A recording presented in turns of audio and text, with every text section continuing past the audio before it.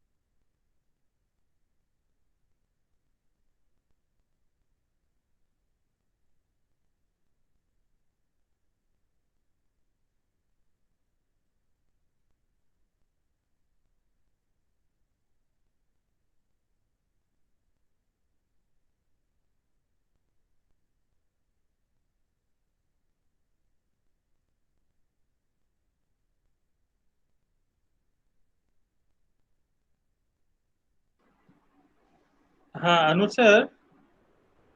Hello Anuj sir, are you able to listen me?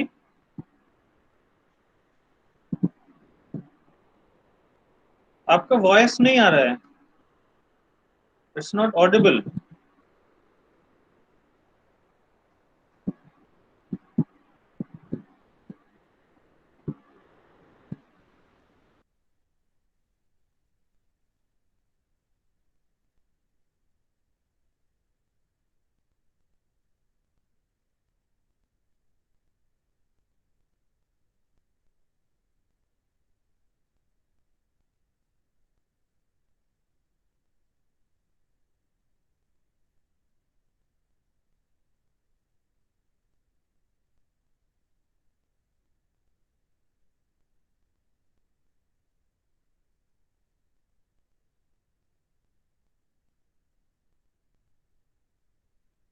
Shantanu sir, are you there? Yes, sir. Yes, sir. So you are able to listen me na properly? Yes, sir. Yes, sir. I'm listening you properly. I called him also. He's checking everything, sir. Okay, I hope there is some problem है ना, तो Yes, sir. uh, you please try to give the message to students right now from this platform. Okay, Okay. I think Aman, Pooja and Varsha is here. Yes, sir. So let me introduce all students that Professor Shantanu Sharma is the HOD of BPT department. Shantanu sir, kindly convey your message till Anuj joins again. So, students, there is some problem in the audio. So he's checking all the requirements and he will start the class shortly.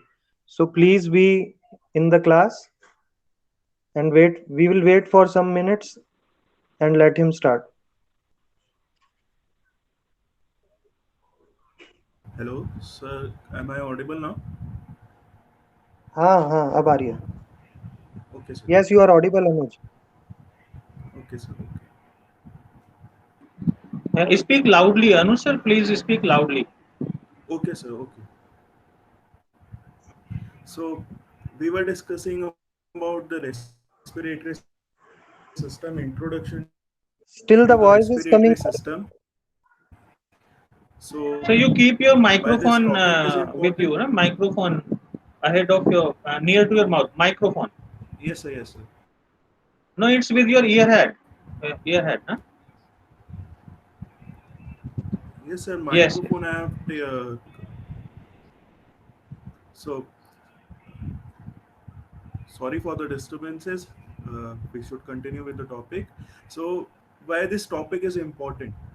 So this is we have already discussed it in previous class. We are revising the topic. So इस topic में नया यही है ये important इसीलिए है क्योंकि respiratory system जब भी हम Anush sir, sorry to interrupt again, yes but the voice is very low. I think students will not be able to listen. You please be very near to the computer or laptop.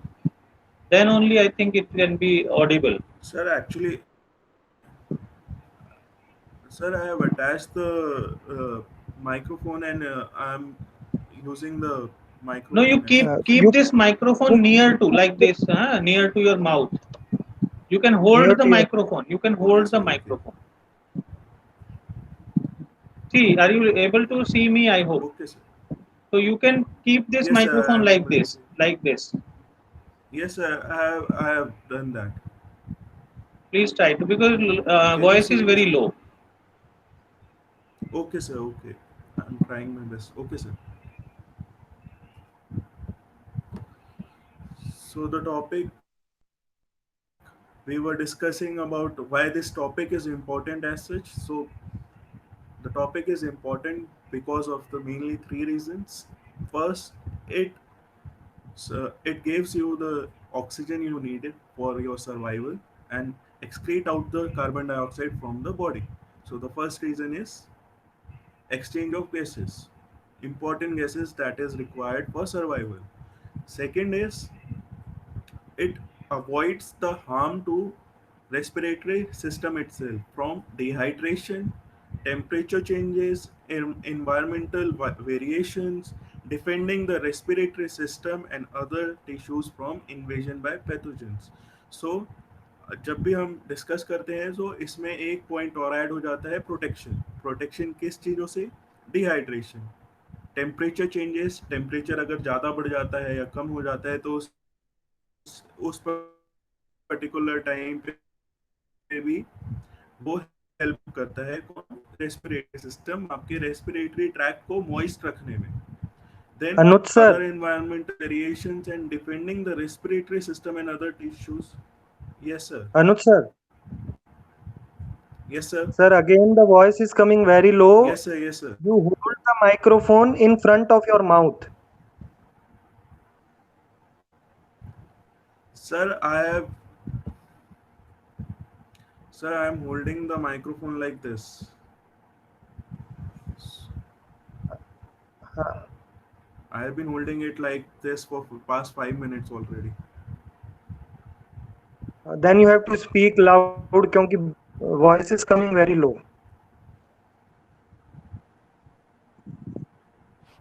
Okay, sir. I'm trying. Okay, sir.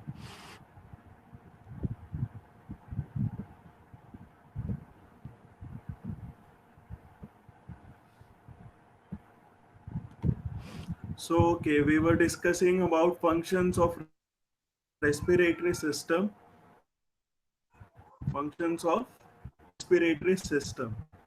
So, when we discuss about respiratory system, third is communication, producing sounds that are required for communication. Then the basic anatomy of the respiratory system we have already discussed. There are two lungs. Then we have two lungs. You can see the difference between the two lungs. One of them have three lobes, and the One of them has 3 lobes and the left lung have only 2 lobes. Importance क्या है इसकी, इसको हम आगे further जब study करेंगे तो उसके साथ में अंडरस्टूड होगा, बाद में समझ में आएगा. Beside that, if we consider, we can see the important structures. So nose, nasal cavity, pharynx, larynx, then the trachea, bronchus and bronchi, then bronchiole, and the last one, important one for the gaseous exchange, the alveoli. So these are some terms जो आपको याद करने में थोड़ी difficulty हो सकती है, लेकिन जैसे जैसे हम इसको टॉपिक को पढ़ते हैं ये इजीली अंडरस्टूड होते हैं कि क्या क्या टर्म है, कैसे कैसे आगे आते हैं. सो इसमें फिर से क्लियर पिक्चर में और बेटर देखने के लिए लंग्स कैसी पोजीशन में होते हैं, डायफ्राम किस पोजीशन में होता है, trachea and whole respiratory tract कैसी पोजीशन में होता है वो दिखा रखा है. So nasal cavity, nostril, oral cavity. So nasal cavity से हम नोज के थ्रू जब एयर इंस्पायर करते हैं तब आती है. ओरल कैविटी से जब हम मुंह खोल के सांस लेते हैं तब. Then the air passes through pharynx, pharynx के बाद में larynx and then trachea. Trachea से वो सब डिवाइड होते हैं 2 पार्ट में, bronchus, left main bronchus and right main bronchus. So वो जाते हैं फिर लंग्स में, राइट एंड लेफ्ट लंग्स. और उसके बाद सब डिवीजन होता है लंग्स में कुछ इस प्रकार से. ब्रोंकस जो होते हैं वो डिवाइड होते हैं primary, secondary and tertiary bronchioles में. और ब्रोंकाइज में देन वो फर्दर से डिवाइड होते हैं ब्रोंक्यूल्स में. देन ब्रोंक्यूल्स का डिवीजन होता है एल्वियोलाई में. इसको बेहतर समझने के लिए यहाँ पे एक बहुत ही अच्छा फ्लो चार्ट दे रखा है. फ्लो चार्ट को हम देख सकते हैं कि एयर कैसे पास थ्रू करती है. सो पहले नोज के थ्रू आपने इनहेल करा, देन नेसल कैविटी में वो एयर गया, देन फेरिंग्स में ट्रेवल करते हुए वो गया लेरिंग्स में.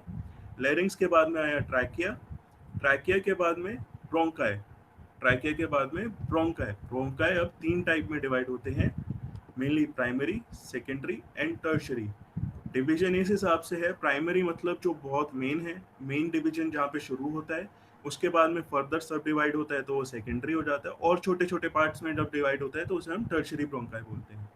जब ब्रोंकाई सब ब्रोंकाई टर्शरी ब्रोंकाई के बाद में डिवीजन होता है तो वो होता है ब्रोंक्यूल्स में. और ब्रोंक्यूल्स के बाद में मेन जो डिवीजन होता है वो होता है एल्वियोलाइज में. इसको अच्छे से समझने के लिए हम देख सकते हैं इस पर्टिकुलर डायग्राम को. So alveoli are round sac like structures, round sac like structures. Then something important in this particular diagram we have seen is conducting zone and respiratory zone. Conducting zone का मतलब है जो आपका air बाहर से अंदर लाने में हेल्प करता है. बाहर से मतलब इन्वायरमेंट से. सो इन्वायरमेंट से जब भी आपके लंग्स को एयर पहुंचानी है वो कंडक्टिंग जोन पार्ट आते हैं. आपका upper respiratory tract, that is nasal cavity, pharynx, larynx, bronchi and bronchioles.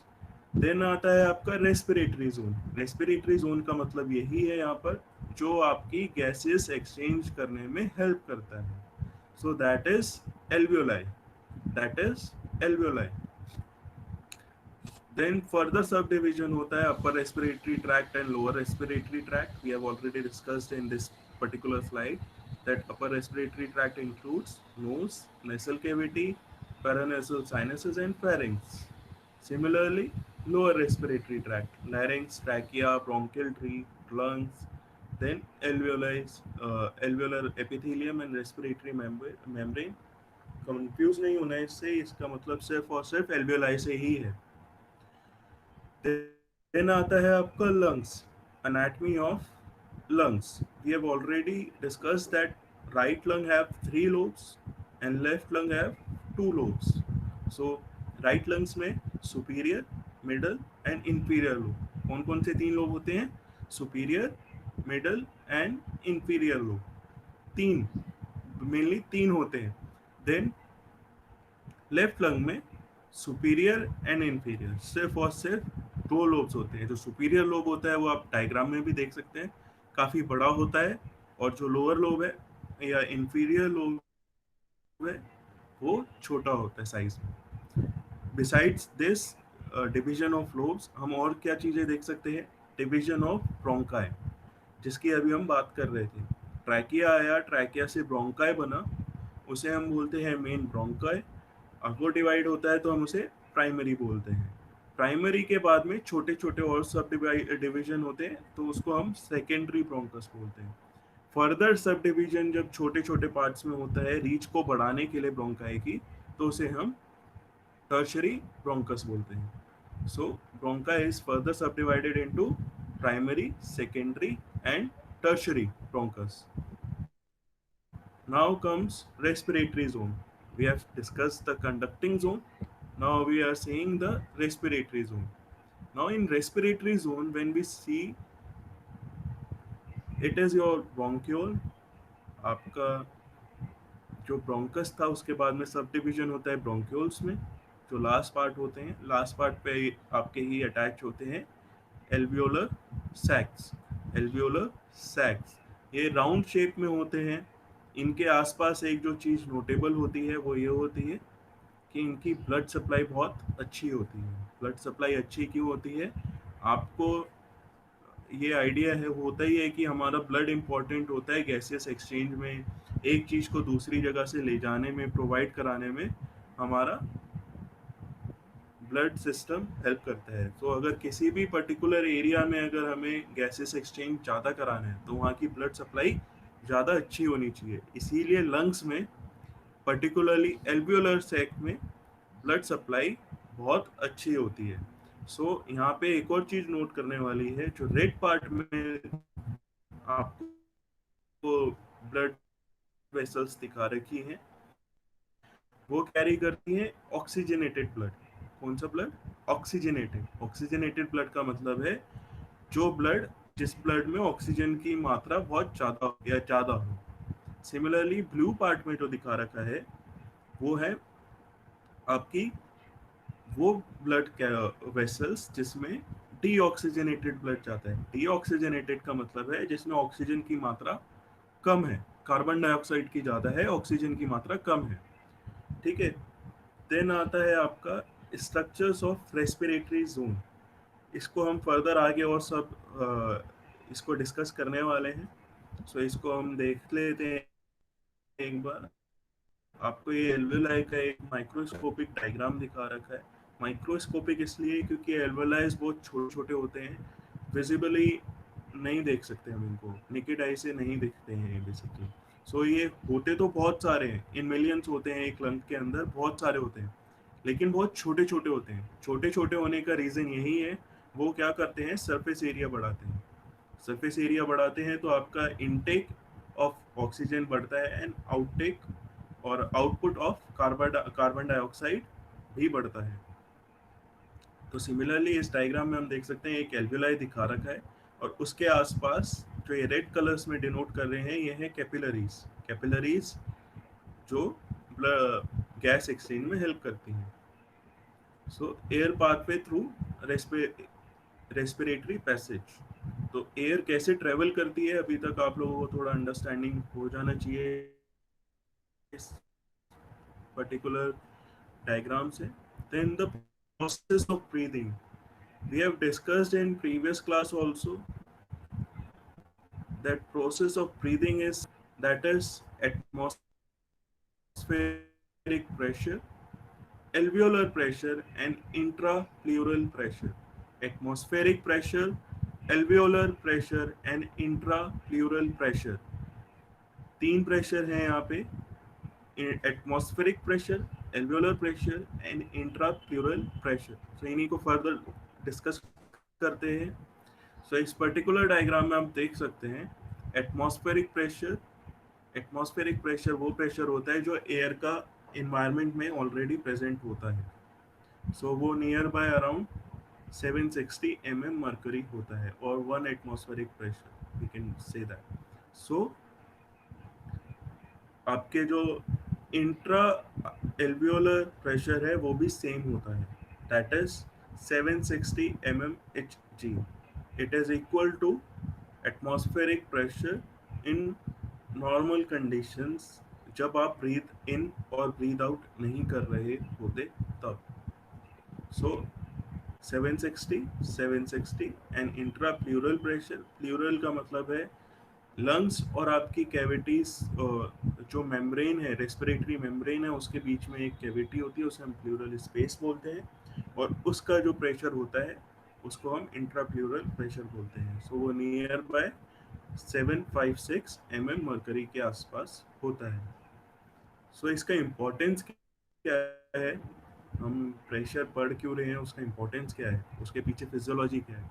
So it is a common law, Boyle's law और बॉयल्स लॉ. इसमें एक जो इम्पोर्टेंट चीज़ देखने वाली है, as volume decreases pressure decreases, as volume increases pressure decreases. So ये inversely proportional है आपस में. तो जैसे ही वॉल्यूम बढ़ता है प्रेशर डिक्रीज होता है, वॉल्यूम डिक्रीज होता है तो प्रेशर इंक्रीज होता है. सो यहाँ पे जो डिनोट कर रखा है वो है गैस, और आपका गैस दिखा रखा है इसमें ऑक्सीजन. आप कंसिडर कर सकते हैं, अगर ऑक्सीजन का वॉल्यूम इंक्रीज होता है तो उसका प्रेशर घटता है. सिमिलरली अगर ऑक्सीजन का वॉल्यूम डिक्रीज होता है तो उसका प्रेशर इंक्रीज होता है. ठीक है, अभी इसी को हम रेस्पिरेटरी सिस्टम में देखते हैं. Between breaths, sorry for the disruption, give me a second please.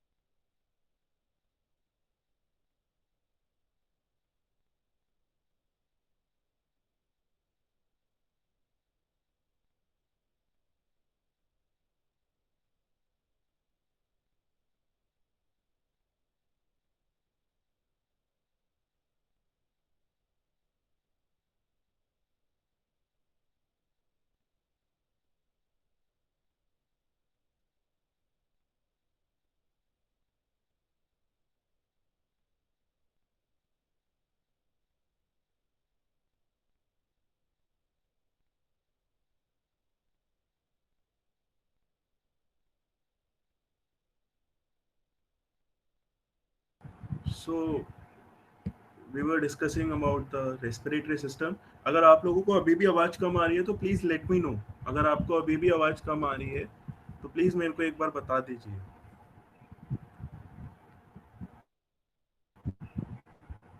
Okay, सो अब कंटिन्यू करते हैं. बिटवीन ब्रेथ्स, जब हम सांस ले नहीं रहे होते हैं, ना इंस्पायर कर रहे होते हैं ना एक्सपायर कर रहे होते हैं, सो उस टाइम पर इंस्पिरेशन में आपका diaphragm and external intercostal muscles होती हैं. उसमें हमें इतना डीपली नहीं जाना है, लेकिन उसका फंक्शन क्या होता है, वो लंग्स का जो वॉल्यूम है उसको इंक्रीज कर देता है. क्या कर देता है, इंक्रीज, जिससे कि प्रेशर कम हो जाता है. अभी हमने पढ़ा अगर वॉल्यूम इंक्रीज होगा तो प्रेशर डिक्रीज होगा, और अगर वॉल्यूम डिक्रीज होगा तो प्रेशर इंक्रीज होगा. तो सिमिलरली अगर हम देखेंगे, इंस्पिरेशन करते वक्त, सांस अंदर लेते वक्त हम जब भी सांस लेते हैं डायफ्राम प्रेशर डिक्रीज हो जाता है. अब एक चीज आपने पहले भी देखी होगी, आप लोगों को पता भी होगा, जब भी दो सिस्टम है, एक में प्रेशर कम है एक में प्रेशर ज्यादा, इक्वली उसको डिवाइड करने की ट्राई करती है. सो अगर बॉडी का प्रेशर कम है, लंग्स का प्रेशर कम है किसके मुकाबले, एटमॉस्फेयर के, सो उसमें होता क्या है, आपका जो प्रेशर है और जो आपकी बाहर एयर है वो वापस अंदर आती है. तो इंस्पिरेशन तभी होता है जब आपका रेस्पिरेट तभी हो पाता है. ठीक है, सिमिलरली जब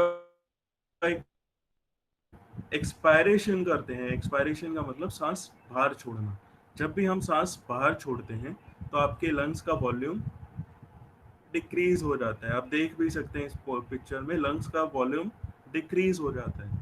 और जैसे ही वो वॉल्यूम डिक्रीज हो जाता है तो प्रेशर लंग्स के अंदर इंक्रीज हो जाता है। प्रेशर इंक्रीज होता है तो क्या होगा, सांस एटमॉस्फेयर से प्रेशर ज्यादा बढ़ गया।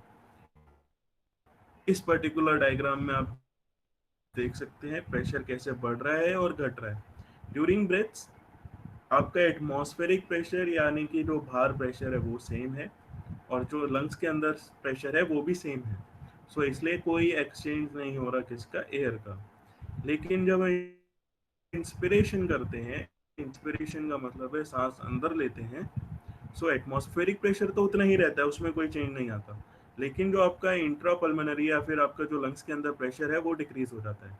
और उसको मेंटेन करने के लिए इन बॉडी की फिजियोलॉजी ऐसी है कि उसको मेंटेन करने के लिए आप क्या करते हैं, एयर को सांस से एयर को अंदर लेते हैं लंग्स में, तो वो वापस मेंटेन हो जाए एक नॉर्मल पे आके 760 दोनों में बराबर हो जाए। इसलिए हम एयर इनहेल करते हैं। सिमिलरली जब हम एयर इनहेल करते जाते हैं तो होता क्या है, आपका प्रेशर जो है वो बढ़ने लगता है। और आप इसमें देख भी सकते हैं एक्सपायरेशन में जब हमारा वॉल्यूम बढ़ जाता है या फिर वॉल्यूम डिक्रीज हो जाता है तो प्रेशर इंक्रीज होने लगता है। प्रेशर इंक्रीज होता है और एटमॉस्फेरिक प्रेशर उतना ही रहता है तो आप एक्सहेल करते हैं। एक्सहेल का मतलब है सांस बाहर छोड़ते हैं। अब इसी को फर्दर अगर आपको between breath no air movement occurs. In inspiration, air flows into lungs. Air flows into lungs. Then expiration, air flows out of lungs. Air flows out of lungs. Diaphragm contract करता है, volume बढ़ाता है, pressure decrease होता है। Pressure decrease होने के बाद air अंदर आती है। सिमिलरली डायफ्राम रिलैक्स करता है। जैसे ही वो रिलैक्स करता है सो आपका जो वॉल्यूम है वो डिक्रीज होता है, प्रेशर बढ़ता है और वापस एयर बाहर आती है। So this was the basic that we have discussed in previous class also and this in this class also. The process of breathing includes the pulmonary ventilation, atmospheric pressure, alveolar pressure, intrapleural pressure. We have discussed कि pressure changes होने की वजह से inspiration कैसे होता है और expiration कैसे होता है। Now we come to exchange of gases. Before proceeding to next slide, we can discuss it. What is exchange of gases? जब भी gases exchange का मतलब है आपस में अदला बदली होना, आपस में अदला बदली होना। किसका? गैसेस। अब कौन कौन सी? ऑक्सीजन, कार्बन डाइऑक्साइड, यही तो हम करते हैं ना, ऑक्सीजन इनटेक करते हैं और कार्बन डाइऑक्साइड बाहर छोड़ते हैं। ऑक्सीजन इनटेक करते हैं, ऑक्सीजन हमारी नीड है, ऑक्सीजन के बिना एक इंडिविजुअल ज़्यादा देर तक जिंदा नहीं रह सकता। सिमिलरली अगर कार्बन डाइऑक्साइड बॉडी में इकट्ठा हो जाएगा तब भी सेम प्रॉब्लम होगा। सो ऑक्सीजन को इनटेक लेना एंड CO2 को बाहर छोड़ना, यही एक्सचेंज ऑफ गैसेस में आता है। और ये होता कैसे है इसको डिस्कस करते हैं। सो वी हैव डिस्कस्ड कि गैसेस इनटेक होती है और आउटटेक बाहर छोड़ी जाती है, मेनली O2 एंड CO2। लेकिन इनका प्रेशर होता है। हमेशा एयर जिस भी एरिया में होती है उसमें प्रेशर एक्सर्ट करती है। सो वो प्रेशर हम कहते हैं, अगर पार्शियल एयर कैसे, पार्शियल प्रेशर ऑफ ऑक्सीजन कह सकते हैं अगर हम ऑक्सीजन की बात कर रहे हैं। वैसे ही होता है टोटल प्रेशर ऑफ गैसेस। तो इसमें होता कुछ नहीं है, आप दो गैसेस का अगर पार्शियल प्रेशर इंक्लूड करके उस पर ऐड ऑन कर देते हैं तो आपके पास टोटल प्रेशर आ जाता है। और इसका इम्पोर्टेंस क्या है वो आगे देखते हैं। So before proceeding, pulmonary ventilation, उसमें क्या होता है, उसका मतलब होता है breathing, exchange between atmosphere and lungs, जो हमने अभी पीछे डिस्कस करा। वेंटिलेशन का मतलब है exchange between lungs and the blood. Lungs और ब्लड के बीच में गैस का एक्सचेंज होने को हम एक्सटर्नल रेस्पिरेशन बोलते हैं. Similarly internal respiration, exchange between the blood and the tissues. So blood और टिश्यूज का मतलब है यहाँ पे कोई भी ऑर्गन, कोई भी मसल्स, जो भी टिश्यूज हम जिसको ऑक्सीजन की नीड हो सकती है. So exchange between the blood and the tissues. फिर से एक बार देखते हैं. External respiration is exchange between lungs and the blood. Exchange between the lungs and the blood. Internal respiration means exchange between the blood and the tissues. Exchange between the blood and the tissues. So in this particular diagram, if you want to see it, you can see here we have a lung, its supply, blood supply. Then we have systemic circuit. Systemic circuit का मतलब होता है, systemic circuit का मतलब होता है जो circuit आपकी बॉडी को सप्लाई है, जो सर्किट आपके लंग्स को ब्लड सप्लाई करता है, या सप्लाई से मतलब है जो आपके लंग्स तक ब्लड लेके जाता है और उसमें गैसेस एक्सचेंज कराता है, जो बॉडी हार्ट के थ्रू आपका ब्लड पंप आउट होके आपके टिश्यूज तक पहुंचता है, आपके हर एरिया में पहुंचता है, ब्रेन में, आपकी किडनीज में, लिवर में, आपकी मसल्स में. तो उसे हम बोलते हैं सिस्टमिक सर्किट.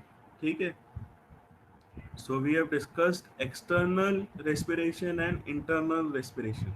तो आप इस डायग्राम में देख सकते हैं एल्वियोलाई दे रखा है, पल्मोनरी कैपिलरी दे रखी है. पल्मोनरी कैपिलरी, आप इसको कैपिलरी मान के चलिए. पल्मोनरी का मतलब होता है जो लंग्स में प्रेजेंट होती है या लंग्स से related.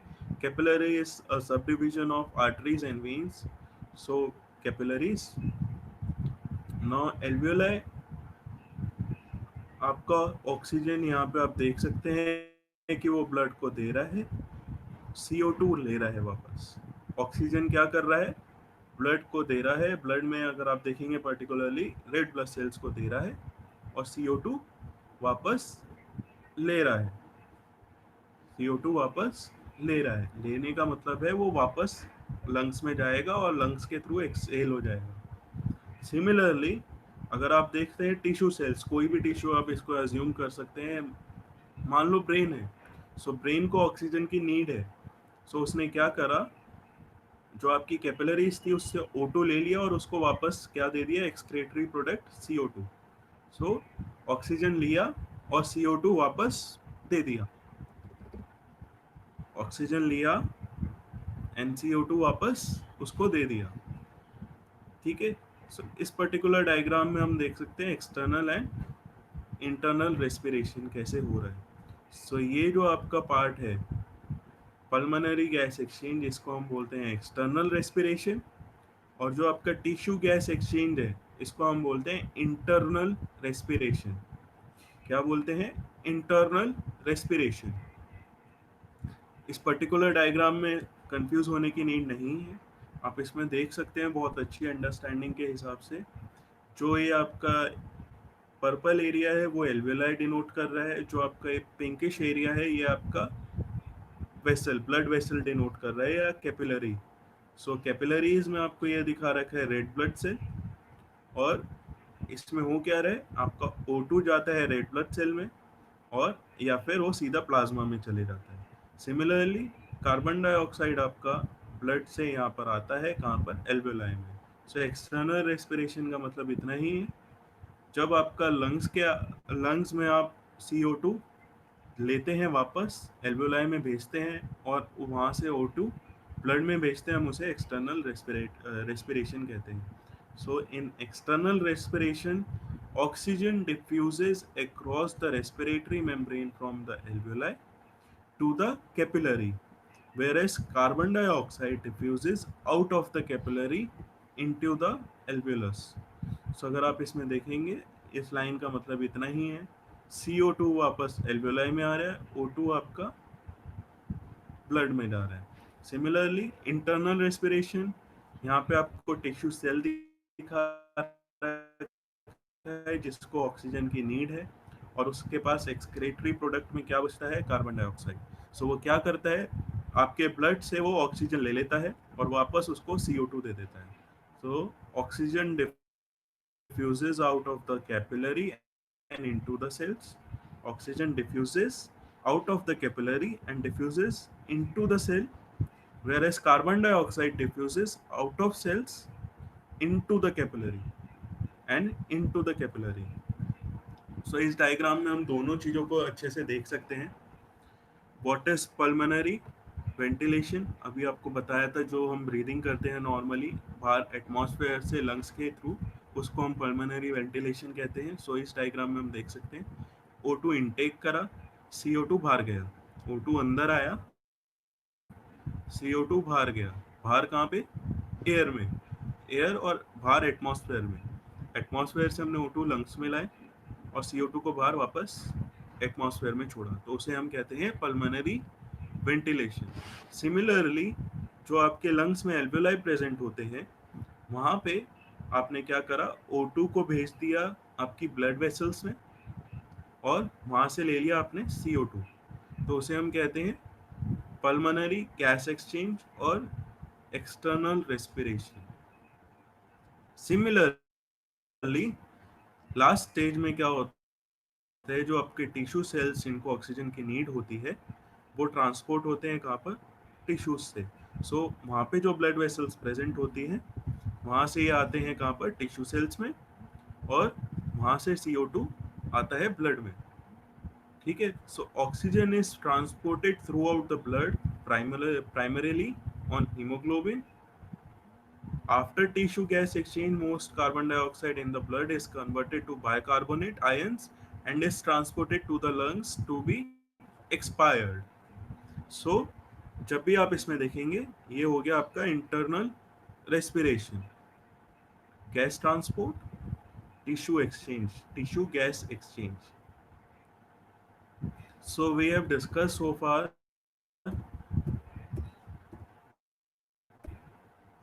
exchange of gases.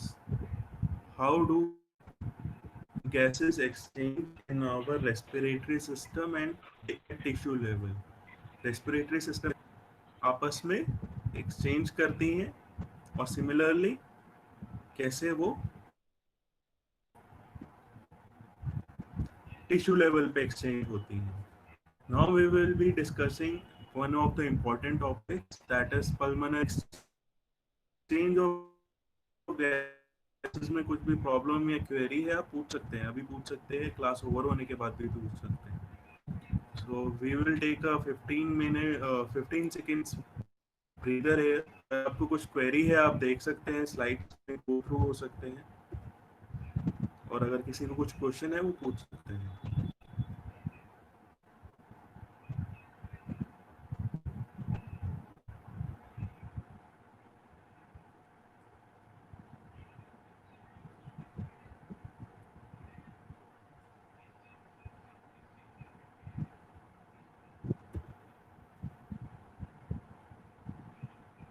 So, okay. So now further discussing what are pulmonary volumes and capacities. What are pulmonary volumes and capacities? Pulmonary volume क्या होते हैं और उस capacities क्या होती हैं? Pulmonary volume and capacities. तो पहले तो इसी टर्म को डिस्कस करते हैं, pulmonary volume. Pulmonary का मतलब होता है जो भी लंग से रिलेट करे, जो भी उसके आसपास स्ट्रक्चर से रिलेट करते हैं लंग्स या रेस्पिरेटरी सिस्टम से, तो उसे हम पल्मोनरी, इन टेक्निकल टर्म्स हम उसको बोलते हैं पल्मोनरी। वॉल्यूम का मतलब होता है, पर्टिकुलरली हम इसे डिनोट करते हैं लीटर्स और मिलीलीटर्स में, ml और लीटर्स, L। ठीक है। So volume is something acquired by the gases, particularly gases. And capacities, capacity मतलब एक इंडिविजुअल की या एक पर्टिकुलर लंग्स में कितनी कैपेसिटी है, उसको डिनोट करते हैं। कैपेसिटी का मतलब आपको पता है कि कितनी क्षमता है, क्षमता। सो जब भी हम पल्मोनरी वॉल्यूम की बात करते हैं, देयर आर सम टर्म्स जो इम्पोर्टेंट होते हैं। First is tidal volume. First is tidal volume. First is tidal volume. So tidal volume is volume of air exchanged with normal and quiet breathing. So अगर आप normally rest पर हैं, एक individual अगर normally rest पर है, तो उसमें उसके लंग्स में कितनी एयर बाहर जा रही है और कितनी एयर अंदर आ रही है.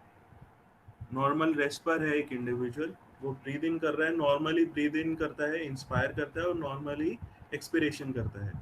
तो उस वॉल्यूम को हम बोलते हैं टाइडल वॉल्यूम.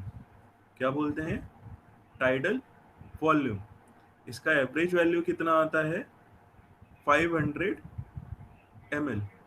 500 ml और half litre. 500 ml. Then is then there is inspiratory reserve volume. Inspiratory का मतलब है सांस अंदर लेना. जब हम सांस अंदर लेते हैं तो उसको इंस्पिरेटरी से डिनोट करते हैं. रिजर्व का मतलब होता है जो हमने बचा के रखा हुआ है. बचा के रखने का मतलब है जो हमारे पास इन द नीड, अगर हमें ज़रूरत पड़ती है तो रखा हुआ है. उसके लिए ज़रूरत के लिए जो हम बचा के रखते हैं उसको हम रिजर्व कह सकते हैं. सो सिमिलरली, अब मान लो आप कोई एक्सरसाइज कर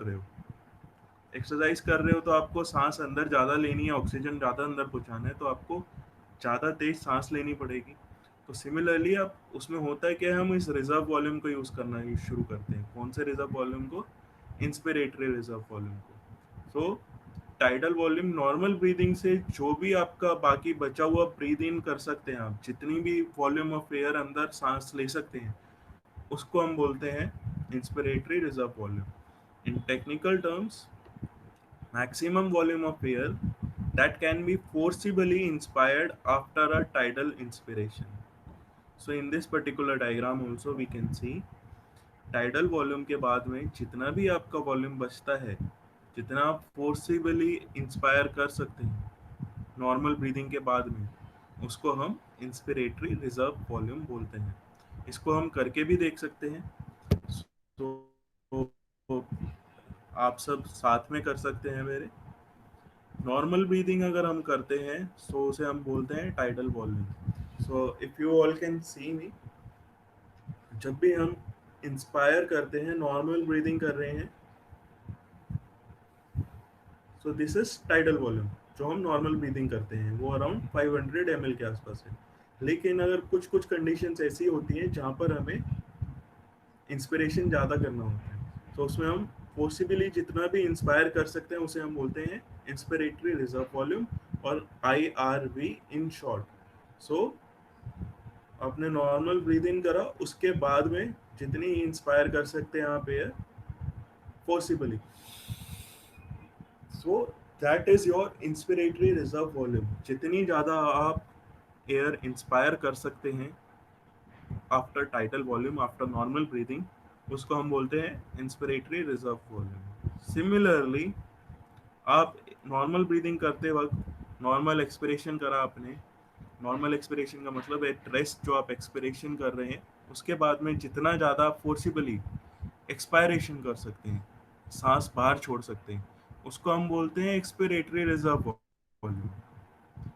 सो inspiratory reserve volume and expiratory reserve volume. Now there is the last term, that is residual volume. That is residual volume. Residual volume वो वॉल्यूम है, वो एयर है जो आपके लंग्स में आप चाहे कितना भी फोर्सफुली एक्सपिरेशन कर लो, लेकिन आपके लंग्स में कुछ एयर रह जाती है हमेशा. सो उसी एयर को हम बोलते हैं रेजिडुअल वॉल्यूम. क्या बोलते हैं हम उसको? Residual volume. Volume of air that remains in the lungs after a forceful expiration. So आप अगर एक्सपायरेशन कर रहे हैं, जितनी ज़्यादा आप फोर्सफुली एक्सपायरेशन कर सकते हैं, उसके बाद में भी जो हवा या एयर आपके लंग्स में बच जाती है, उसको हम बोलते हैं रेजिडुअल वॉल्यूम, और RV in short form.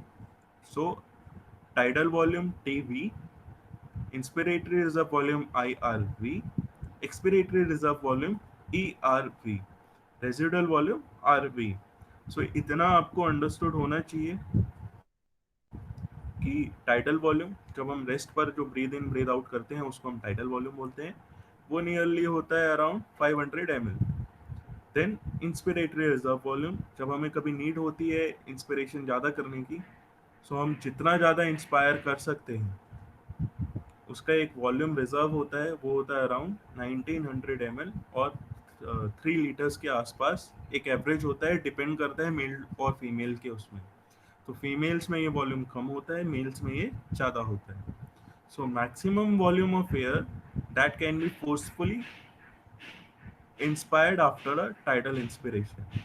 सो एक बार आपने नॉर्मल ब्रीद इन करा, उसके बाद में आप जितनी ज़्यादा फोर्सफुली इंस्पायर कर सकते हैं उसे हम इंस्पिरेटरी रिजर्व वॉल्यूम बोलते हैं।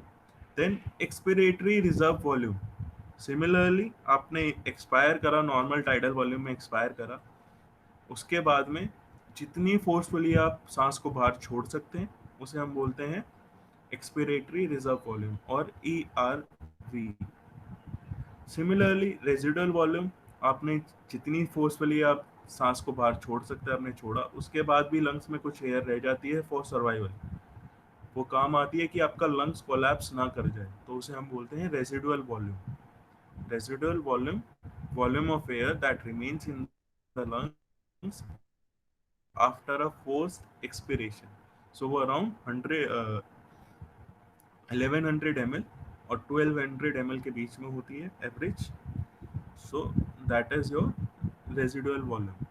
Now we have discussed the volumes that are present in our respiratory system, जो हम particularly ये important होती हैं ताकि हमें पता लगे कोई डिजीज़ है या नहीं है, कैसी डिजीज़ है उसके बारे में ये पता लगाने में हेल्प करती है, इसीलिए इनको पढ़ा जाता है। Now similarly आती है कैपेसिटीज़। कैपेसिटीज़ का मतलब आपको मैंने बताया ही था कि आपकी कितनी क्षमता है। So inspiratory capacity, functional, residual capacity, vital capacity, residual volume, and total lung capacity. We will be discussing all of this. So inspiratory capacity, inspiratory capacity का मतलब, इससे घबराने की ज़रूरत नहीं है। inspiratory capacity का मतलब सिंपल है, जो आपका टाइडल वॉल्यूम था और IRV था, जो आपका टाइटल वॉल्यूम था और IRV था, अगर आप उसको ऐड कर दोगे तो आपकी इंस्पिरेटरी कैपेसिटी आ जाएगी। इंस्पिरेटरी कैपेसिटी का मतलब है आप कितनी एयर अपने लंग्स में इनहेल कर सकते हैं। So tidal volume plus inspiratory reserve volume is equal to inspiratory capacity. Then functional residual capacity, it is also similar, expiratory reserve volume plus residual volume. आप इस डायग्राम में भी देख सकते हैं, ये शुरू होता है टाइटल वॉल्यूम से और पूरा इंस्पिरेटरी रिजर्व वॉल्यूम ऐड करके। Similarly functional residual capacity ERV plus residual volume. Now comes the vital capacity. Vital capacity का मतलब होता है जो एयर आप इन एंड आउट कर सकते हैं फोर्सफुली कैसे भी, सो उसको हम कहते हैं वाइटल कैपेसिटी। वाइटल कैपेसिटी नीचे आपको दिखा भी रखा है, IRV plus title volume, then plus external और expiratory reserve volume. Inspiratory reserve volume को ऐड करो, टाइडल वॉल्यूम को ऐड करो और एक्सपिरेटरी रिजर्व वॉल्यूम को ऐड करो, तो हमारे पास आता है वाइटल कैपेसिटी। क्या आता है? Vital capacity. वाइटल कैपेसिटी का मतलब यही है, वाइटल मतलब जो जरूरी है, वाइटल मतलब जो जरूरी है, कैपेसिटी का मतलब क्षमता। तो जरूरी क्षमता जो लंग्स के पास में है एयर इंस्पायर करने की और एक्सपायर करने की, उसको जब हम मिला देते हैं तो वो हमारे पास दे देता है vital capacity. Residual volume we have already discuss. Total lung capacity, total lung capacity. Now vital capacity is जो हमारे पास, हम जिस पे हमारा कंट्रोल है। नाउ रेजिडुअल वॉल्यूम, इस पे हमारा इंडिविजुअली कोई कंट्रोल नहीं है। वॉलेंटरी अगर आप बोलो कि आप रेजिडुअल वॉल्यूम कम कर सकते हैं तो नहीं कर सकते, ये इनवॉलेंट्री होता है। सर्टेन सिचुएशंस में ही इस पे काम होता है और वो कौन कंट्रोल करता है? ब्रेन। सो वाइटल कैपेसिटी हमारे कंट्रोल में रहती है एज एन इंडिविजुअल। अगर आप बोलो कि मैं वाइटल कैपेसिटी में काम करना चाहता हूँ तो मैं कर सकता हूँ, लेकिन अब हम वाइटल कैपेसिटी और रेजिडुअल वॉल्यूम को मिला देते हैं तो वो बन जाता है आपका total lung capacity. Total lung capacity. So आप इस डायग्राम को अगर और अच्छी अंडरस्टैंडिंग से समझना चाहते हैं तो इसमें बहुत अच्छी चीज़ कर रखी है, कलर कोडिंग कर रखी है और उसी के हिसाब से वो ऐड ऑन होती हैं। So for example inspiratory reserve volume and tidal volume. Inspiratory reserve volume and tidal volume मिलके क्या बन रहे हैं? Inspiratory capacity. Similarly expiratory reserve volume and residual volume मिलके बन रहे हैं functional residual capacity. Now vital capacity inspire आपका जो पूरा पार्ट है inspiratory reserve volume, tidal volume and expiratory reserve volume बन के बन रहा है vital capacity. Total lung capacity जितनी भी आपकी वाइटल कैपेसिटी है और रेजिडुअल वॉल्यूम है उनको मिला के बन रहा है आपका total lung capacity. So reserve volumes and capacities. Further explanation के लिए टेक्निकल टर्म्स में आप इस पर्टिकुलर डायग्राम को देख सकते हैं। Volume of air exchanged with normal quiet breathing is tidal volume. Inspiratory reserve volume, maximum volume of air that can be forcefully inspired after a tidal inspiration. Tidal volume के बाद में जितना भी आप फोर्सफुली इंस्पायर कर सकते हैं उसे हम इंस्पिरेटरी रिजर्व वॉल्यूम बोलते हैं। Expiratory reserve volume tidal expiration के बाद में आप जितना फोर्सफुली एक्सपायर कर सकते हैं, एक्सपिरेशन कर सकते हैं, उसे हम एक्सपिरेटरी रिजर्व वॉल्यूम बोलते हैं। रेजिडुअल वॉल्यूम जो एयर आपकी लंग्स में रह जाती है फोर्सफुली एक्सपिरेशन के बाद में, उसे हम रेजिडुअल वॉल्यूम बोलते हैं। देन आता है inspiratory capacity, tidal volume plus inspiratory reserve volume, उसे हम बोलते हैं inspiratory capacity. Functional residual capacity, expiratory reserve volume plus residual volume is functional residual capacity. Vital capacity, inspiratory reserve volume, tidal volume and expiratory reserve volume को जब हम add करते हैं तो वो होता है vital capacity. Total lung capacity, जब आप tidal volume, inspiratory reserve volume, expiratory reserve volume और रेजिडुअल वॉल्यूम चारों को ऐड कर देते हैं तो आपकी टोटल लंग कैपेसिटी आ जाती है। ये होती है नियर बाय 6 लीटर। 6 लीटर। अगर आपसे कोई पूछता है टोटल लंग कैपेसिटी कितनी होती है तो it is around 6 litres. It is around 6 litres. इस पर्टिकुलर डायग्राम में भी आप देख सकते हैं 0, 600 मतलब 6 लीटर्स, 500 मतलब 5000 मतलब 5 लीटर्स, 6000 मतलब 6 litres. So total capacity is 6 litres. So same diagrams, अगर किसी को इस डायग्राम में प्रॉब्लम होती है वो इस डायग्राम से भी समझ सकते हैं। ठीक है, so we have discuss so far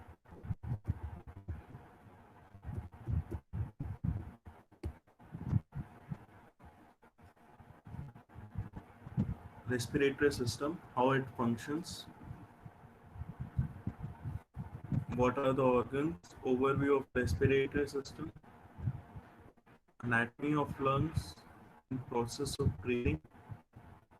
Then we have discussed inspiration and expiration, exchange of gases, at particularly at pulmonary levels, pulmonary gas exchange and tissue gas exchange.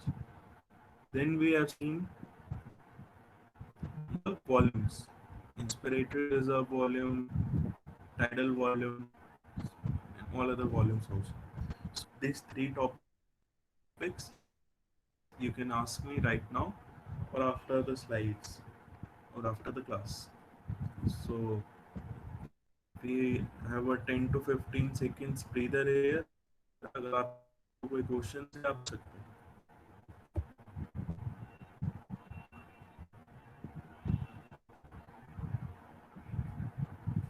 Aryan, Priyanka, if you have any questions आप पूछ सकते हैं। Aryan and Priyanka, Varsha, Rishi, कुछ समझने में दिक्कत हुई इस टॉपिक में, इस टॉपिक के तीनों पार्ट्स में, क्योंकि इसके बाद में हम डिस्कस करने वाले हैं ट्रांसपोर्ट ऑफ गैसेस। गैसेस का ट्रांसपोर्ट कैसे होता है।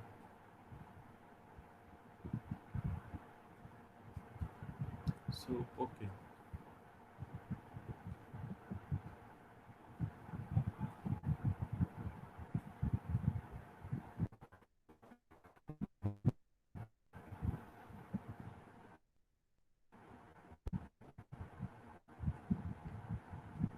So, for your understanding, we'll be sticking to this topic only, and we will be sticking to the topics we already discussed.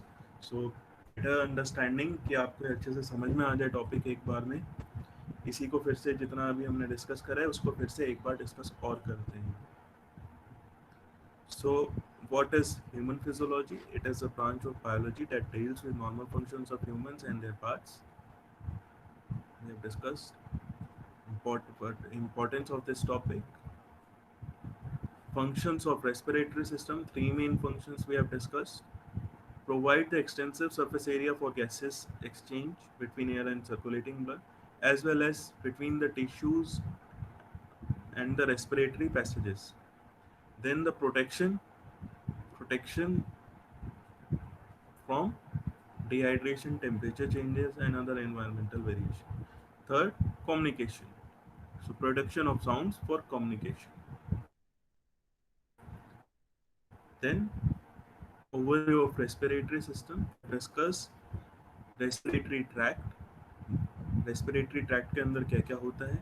Nose, nasal cavity, pharynx, larynx, trachea. Trachea is subdivided into two bronchus. दो bronchus में वो divide होता है, left and right. Left वाला bronchi left lung में जाता है, right वाला राइट लंग्स में. देन ब्रोंकाई का भी सब डिवीजन होता है, वो हमने देखा था अभी इधर. Bronchi is subdivided into primary, secondary and tertiary bronchus में. Primary, secondary and tertiary bronchus में. सो ब्रोंकस का सब डिवीजन हुआ. ब्रोंकस के बाद में वो डिवाइड होता है ब्रोंक्यूल्स में. ब्रोंक्यूल्स के बाद में वो सब डिवाइड होता है एल्वेलाई में. So alveoli are present on bronchioles, और एल्वेलाई है आपका गैसेस एक्सचेंज में हेल्प करता है. सो हमने रेस्पिरेटरी ट्रैक्ट देखा. उसके बाद में हमने देखे दो जोन्स होते हैं रेस्पिरेटरी सिस्टम. होता है रेस्पिरेटरी जोन. कंडक्टिंग जोन का मतलब होता है जो जोन जिसमें आपका एयर बाहर एटमॉस्फेयर से आपके लंग्स में लाने में हेल्प करे, जो पार्ट्स वो आते हैं आपके कंडक्टिंग जोन में.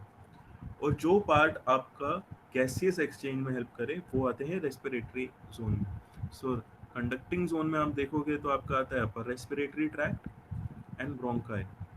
Then in respiratory zone we have alveoli, और उन एल्वेलाई में आता है आपका, एल्वेलाई में होता है गैसियस एक्सचेंज जो हमने आगे देखा अभी. Then respiratory tract is itself divided into two parts: upper respiratory tract and lower respiratory tract. Upper respiratory tract is nose, nasal cavity, paranasal sinuses, and pharynx. Lower respiratory tract is larynx, trachea, bronchial tree, lungs, and alveolar sacs and alveolar structures. Then we have seen the anatomy of lungs. In anatomy of lungs we have discussed how the trachea is subdivided into bronchus, the lobes of the right lung, and lobes of the left lungs. So superior lobe, middle lobe, and inferior lobes in right lungs. There are three lobes in right lungs, and in left lung there are only two lobes, superior and inferior. In respiratory zone we have seen how alveoli are we have discussed the structure of alveoli. So we can see here the very distinguished and very developed blood supply to the alveoli और alveolar sacs. Reason being, इसका reason यही होता है क्योंकि आपका gases exchange सबसे ज़्यादा यहीं पर होता है, तो इसको सबसे ज़्यादा ब्लड सप्लाई की ज़रूरत भी होती है. और जो ब्लड वेसल्स गैसेस एक्सचेंज में हेल्प करती है वो होती है कैपिलरीज. कैपिलरीज रेड में जो डिनोट होती हैं वो होती हैं ऑक्सीजनेटेड, जो ब्लू में होती हैं वो होती हैं डीऑक्सीजनेटेड। ऑक्सीजनेटेड का मतलब जिसमें ऑक्सीजन ज़्यादा होता है, CO2 कम होता है, एंड डीऑक्सीजनेटेड का मतलब जिसमें O2 कम होता है, CO2 ज़्यादा होता है। Similarly, we have seen the air pathway, air कैसे travel करती है respiratory system में. So, nose, nasal cavity, nasopharynx, oropharynx, laryngopharynx, these are subparts of pharynx. Then larynx, trachea, trachea is subdivided into primary bronchi, which is already subdivided into secondary and tertiary bronchi. Then bronchi is subdivided into bronchioles. Bronchioles is further divided into alveolar sacs. सो आपकी air कैसे travel करती है पूरे respiratory tract में, वो एक इसका flow chart दे रखा है. Then the process of breathing में जो हेल्पफुल है वो होता है पल्मोनरी वेंटिलेशन में. तीन बेसिक प्रेशर होते हैं. एक होता है एटमॉस्फेरिक प्रेशर. एटमॉस्फेरिक प्रेशर मतलब जो आपकी सराउंडिंग, आपके आसपास में जो प्रेशर होता है उसे हम एटमॉस्फेरिक प्रेशर बोलते हैं. सिमिलरली जो आपके लंग्स का प्रेशर होता है उसको हम बोलते हैं एल्वेलर प्रेशर और इंट्रा पल्मोनरी प्रेशर. इंट्रा मतलब अंदरूनी, पल्मोनरी जो लंग से रिलेट करता है या फिर आपके रेस्पिरेटरी सिस्टम से, प्रेशर मतलब प्रेशर. सो इस पर्टिकुलर डायग्राम में आप देख सकते हैं ट्रांस पल्मोनरी प्रेशर मतलब जो आपस में, इंट्रा एल्वेलर प्रेशर जो मतलब लंग्स के अंदर प्रेशर होता है, atmospheric pressure and intrapleural pressure. Intrapleural pressure is basically the pressure between the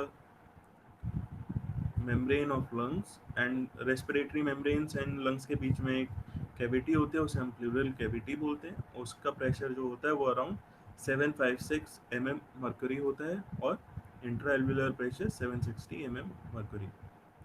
सो इसके बाद में इसका इम्पोर्टेंस क्या है हमने देखा. नॉर्मल ब्रीदिंग में जब हम ब्रीद इन और ब्रीद आउट नहीं कर रहे होते तब वो प्रेशर दोनों का सेम होता है. एटमॉस्फेरिक प्रेशर सेम होता है किसके, इंट्रा पल्मोनरी, और इंट्रा एल्वेलर प्रेशर वो सेम होता है.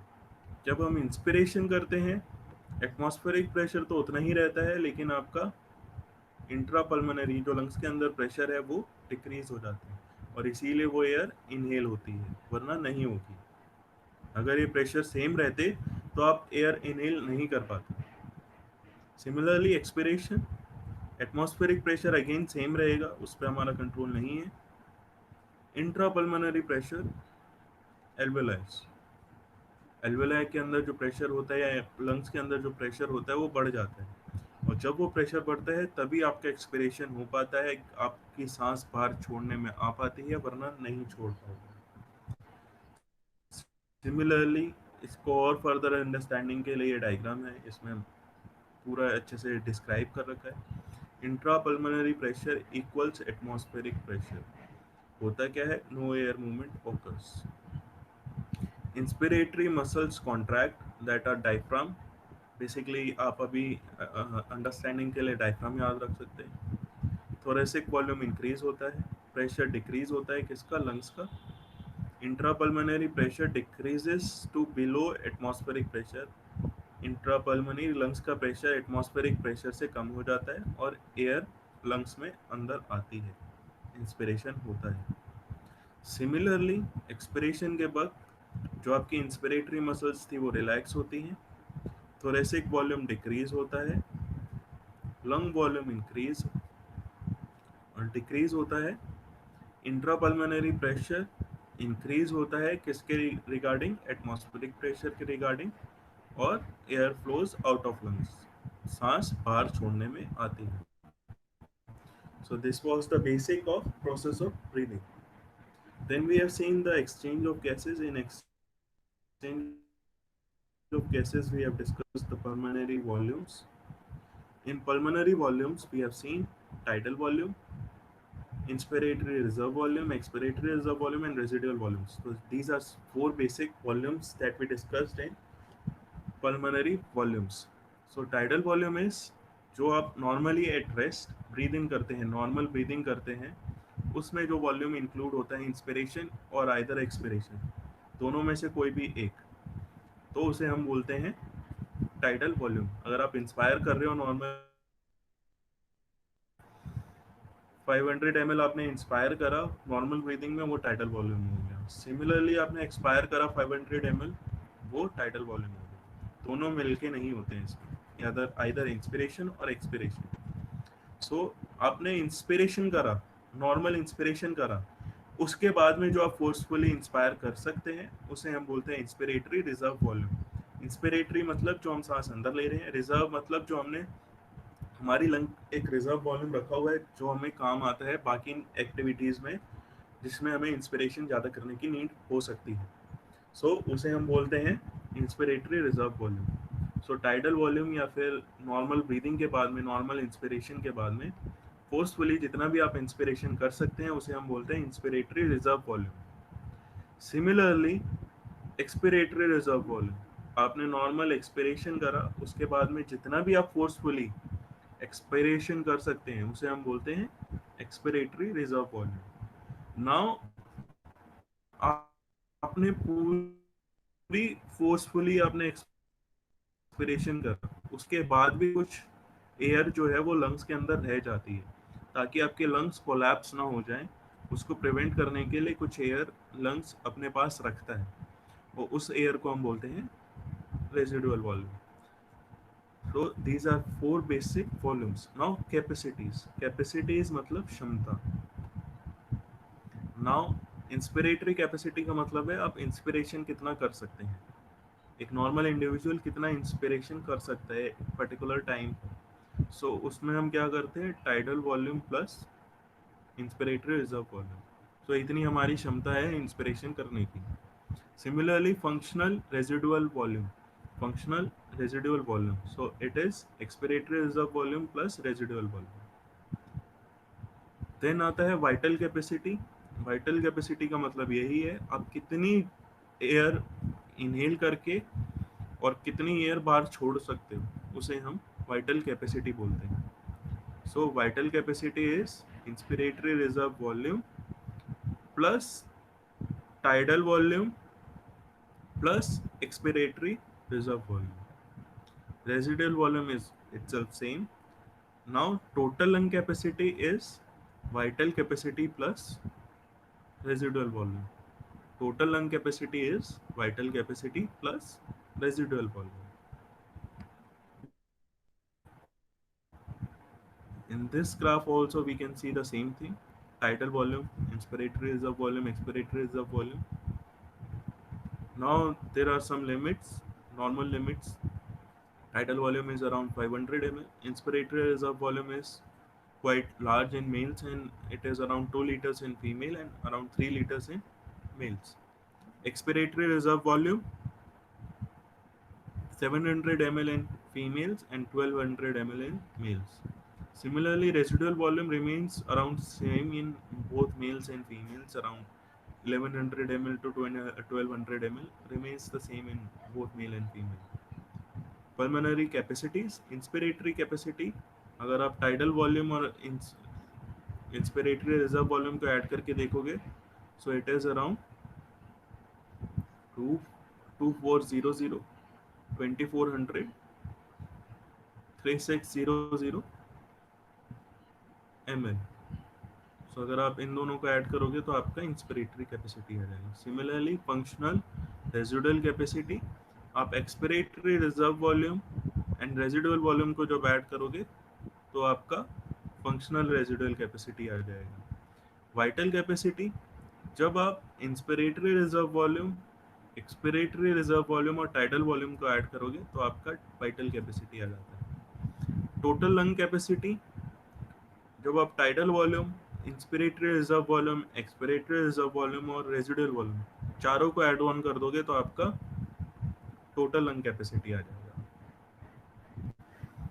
सो volumes we have discussed, then we have discussed the exchange of gases. Exchange of gases, by exchange of gases we mean Pulmonary ventilation is breathing, the exchange between atmosphere and the lungs. Atmosphere और lungs के बीच में जो exchange होता है उसे हम pulmonary ventilation कहते हैं. The process of breathing that we have discussed. Then external respiration. External respiration, exchange between the lungs and the blood. Exchange between the lungs and the blood. Internal expiration or internal respiration, exchange between the blood and the tissues. So this diagram explains what is external respiration and internal respiration. So we can see जो lungs के पास में supply होती है blood supply, उसमें होता क्या है, alveoli होते हैं आपके, वहाँ से आपका CO2, वहाँ से आपका ऑक्सीजन जो है वो ब्लड में जाता है और ब्लड से ऑक्सीजन CO2 आपके एल्वियोलाई में होता है. सिमिलरली जो टिश्यू होते हैं, जो आपके टिश्यूज हो गए, उनके आसपास जो सप्लाई होती है, ब्लड सप्लाई होती है, उसमें होता क्या है, ऑक्सीजन जो है वो ब्लड से टिश्यू में जाता है और जो कार्बन डाइऑक्साइड है वो टिश्यूज से ब्लड में आता है.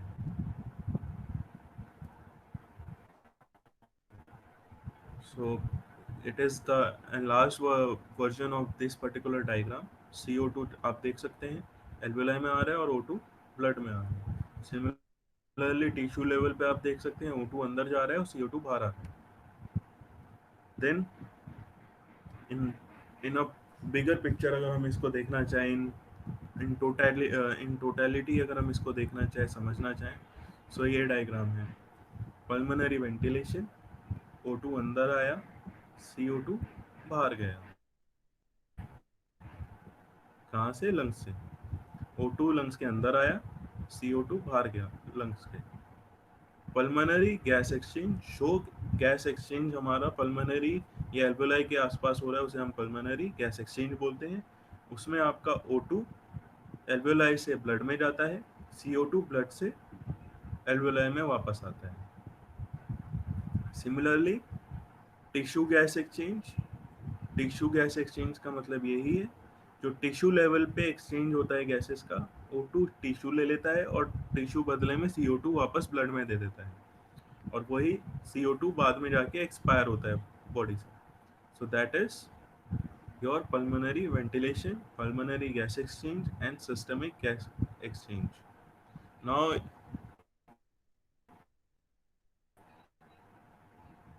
we have discussed,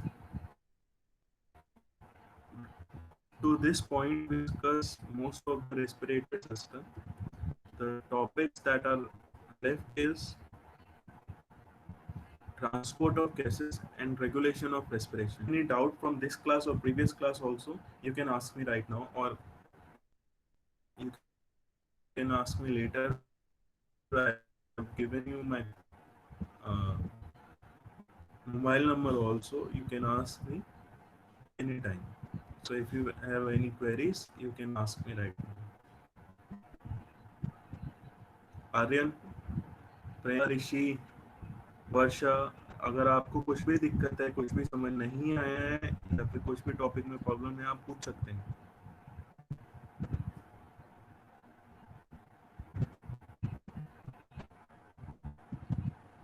आर्यन, आपको आवाज आ रही है? प्रियंका, ऋषि, वर्षा, अगर आपको कुछ भी प्रॉब्लम है आप लोग पूछ सकते हैं. Okay, so Aryan can hear me. आपको कुछ भी अगर डाउट्स हैं तो आप पूछ सकते हैं.